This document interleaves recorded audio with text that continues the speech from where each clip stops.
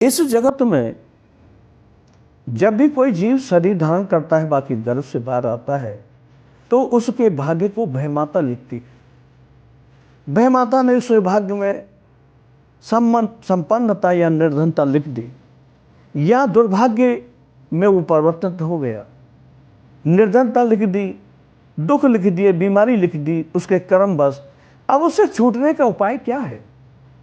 ये रामचरितमानस हमारे सनातन धर्म का सबसे महत्वपूर्ण ग्रंथ है, प्राचीन ग्रंथ है। हिंदुओं के लिए तो ये महान सजीवन बूटी के समान है।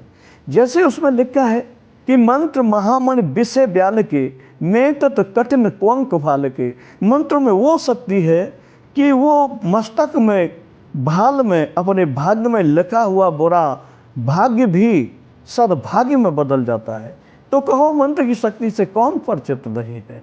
जो इस पर विश्वास करता है, इसका साधन करता है, वो निश्चित रूप से अपने दुर्भाग्य को नष्ट कर सद्भाग्य में बदल देता है और वह अमर लोक को जाने में अपनी योग्यता हासिल कर लेता है। मंत्र का प्रभाव किसी से छुपा नहीं है। जिसने मंत्र में विश्वास रखा है, श्रद्धा रखी है, अब ये सूक्ष्म रूप में देखा जाए, साधारण जन समाज में किसी को सर्प खा जाता है तो किसी बाजीगर के पास या जाते हैं तो वो मंत्र को पढ़कर उस सर्प के विष को हटा देता है। ये सब नहीं जानते, लेकिन है, अगर बिच्छू खा जाता है तो मंत्र के प्रभाव से उसका जहर भी उतर जाता है। तो इतनी शक्ति है। कुछ ऐसे मंत्र हैं, सावर मंत्र है, क्षार मंत्र है, वेद मंत्र है। इन मंत्रों में इतनी शक्ति है, परंतु हमारे ऋषि मुनि इन मंत्रों को कीलित करके गए हैं।